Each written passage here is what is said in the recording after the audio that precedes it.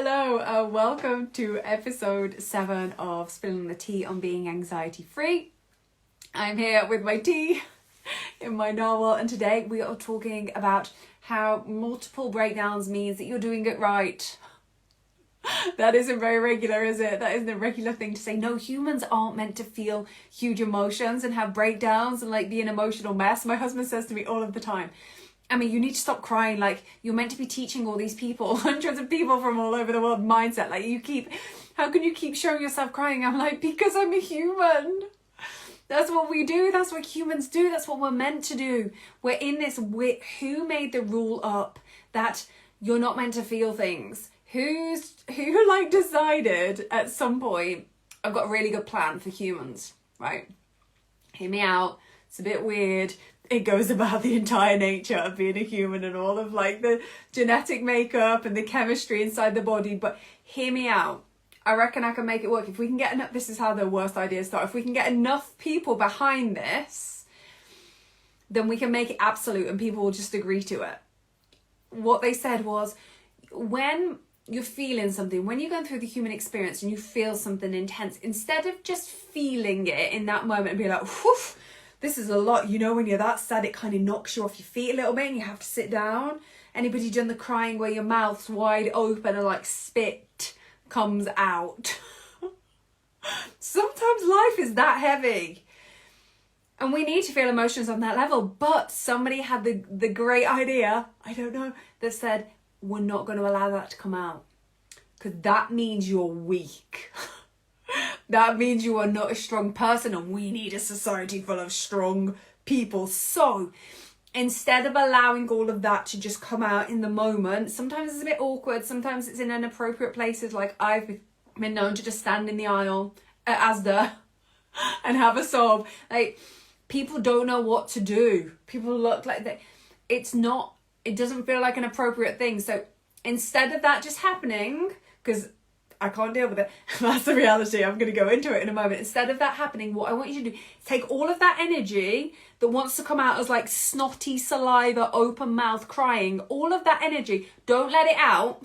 What I want you to do is I want you to hold on to that shit, and I want you to grind it back into yourself and smush it down really hard, like get it as deep and as buried as possible. And then I want you to use all of that energy that could have just come out. I want you to use your energy to like keep it locked in. It's going to require a lot of energy from you, because that's a lot of energy, kinetic energy that you're trying to hold on to. And you're going to push against that to keep. How much energy do we waste doing it, because doing emotions that way because somebody somewhere decided that it was a good idea? No wonder we are exhausted so much of the time. We're made out like we need to be these strength machines. The foundation of the work that I teach is awaken the inner power. And let me tell you where that power lives. That power lives in being an emotional mess.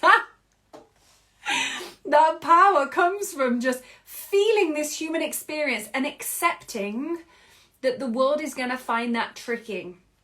That means that we're going to make people uncomfortable. My husband is constantly like looking at me like, are we good? And I look like I'm a maniac. Because like, I'll just, it happens. But we don't let it out. Something hits us. Something triggers us in the world. And it hits us hard. And then we have this intense response to it. And most of the time we're like,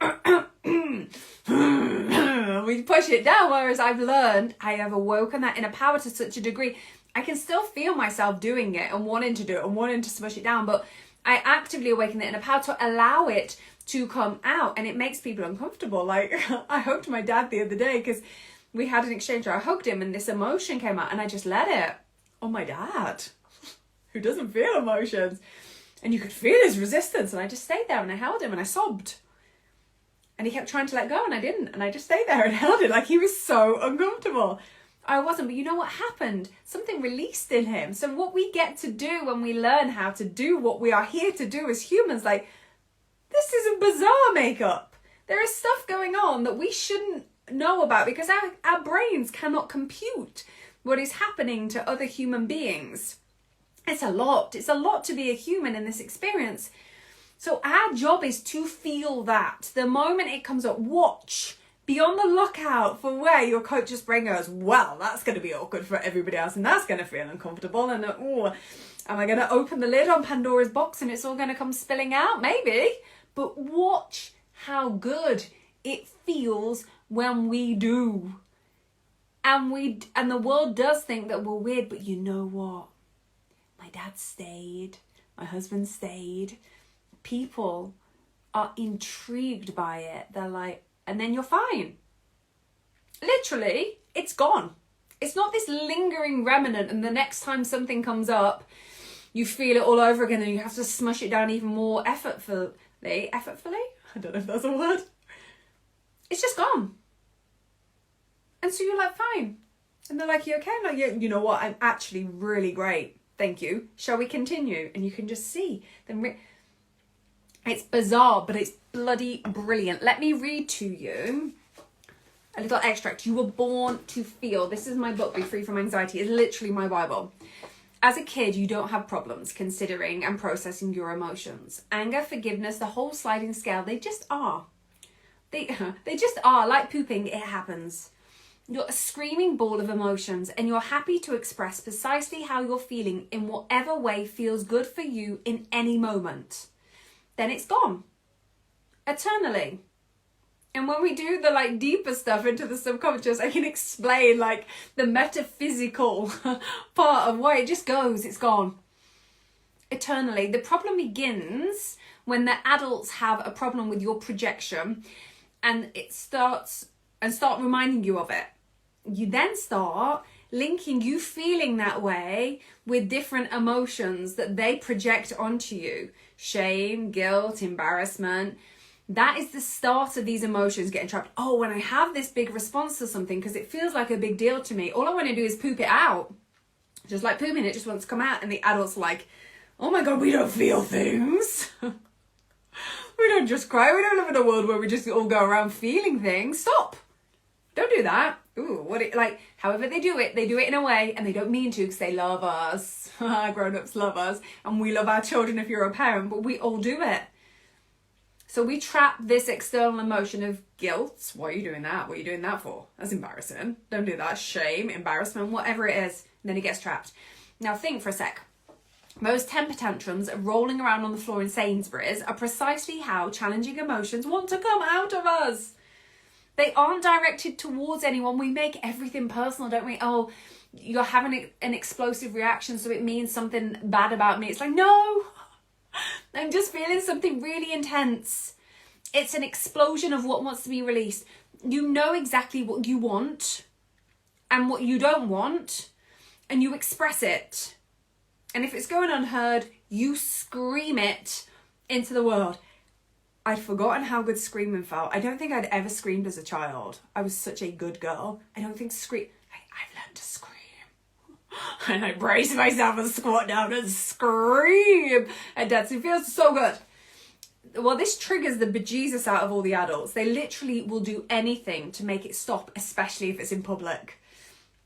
Guilt trips, shouting, eye rolls, the silent treatment, head shaking, scolding, mocking, ridiculing, smacking. The ways they attempt to make it stop are literally endless. And you know, as you're hearing this, you're like, oh God, my mom does this. And oh God, my dad does this. I can tell you mine like that. Most often their methodology to halter your wildness falls in line with how their parents finally push that wildness out of them. Over time, depending on how strong your rainbow road between the conscious and that subconscious is and how relentless they were, they won. You stop being so you. Oh, it makes me so emotional. You stop being so you. The reason you're here, for the work that you're here to deliver in the world, you stopped. You stopped expressing yourself in whatever guise felt good for you in that moment, and you start being more like what they're telling you to be, pleasing them first while suppressing anything that stirs within, labeling it as strange and alien-like, something to distrust or feel scared of. But why do we do this? I hear you cry. Why do we automatically give in? It's because it's simpler in the moment, and the brain is always looking to chill out with a brew and a biscuit, even from when we're really small. It's the natural space that the brain is always looking to default back to, even then.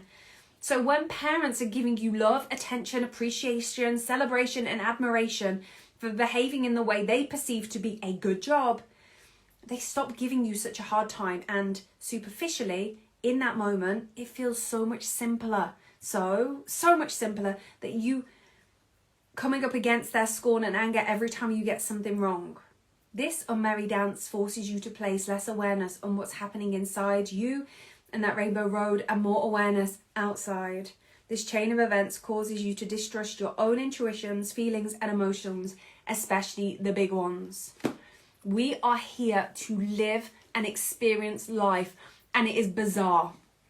And if you're doing it right, and I will say this, I'm not black and white. I actively try not to be black and white in my thinking, and this is my reminder every day to show up as the best human that I can. But if you are doing it right, and I stand by this, you're going to find it challenging. I cry, not most days, but I cry often because I'm intentionally stretching myself. I'm intentionally stretching my capacity so that I can hold more. So I know who I am at a deeper level, so that I know what I'm here to do at a deeper level, so that my work can flow through me at a deeper level. It's a lot. Just doing the human experience is a lot. So if we're actively expanding our capacity, like, you're meant to be feeling things that are really uncomfortable, that push you to a really uncomfortable limit, that your conscious brain is saying, don't do this. It's scary, it's new, it's different, like what are you doing? And you still do it. There is gonna come some big emotions with that. We have been trained to be fearful of our emotions because other people put their perceptions of our emotions on us. It is time to say, I am a hot mess. I solemnly declare, were you in the Browners? I solemnly declare I'm a hot mess. But you know what? I'm here to expand, and that requires me learning new levels of myself at a depth that I can't consciously comprehend. And so I'm going to continue to have multiple breakdowns. And you know what? Every time I do, I know that that's telling me I'm doing this right.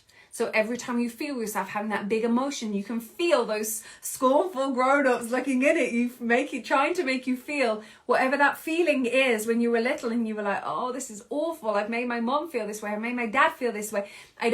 When you see all of that with our heightened awareness, awaken that inner power around it and say, no friggin' more. I'm going to sit here. I'm going to have a mental breakdown for 5 minutes. And you know what? Then it's going to be gone. And then I'm going to take on the world. Then I'm going to rise. Watch out, world. Mental breakdowns are essential for us, for you, for me, expanding into exactly who we're here to be. Don't let the world tell you it's not. I'm a hot mess. I'm going to show a reel later today on my Instagram. So if you're watching this through the podcast, it's More Than This by Emma Upton on Instagram. I'm going to be sharing a reel later today of me just sitting there being like, what am I doing? A moment. And it passed, and quite often our best ideas come on the back of those. I'm wishing you the most glorious Feel It Friggin' Friday. Go ahead, feel you're meant to.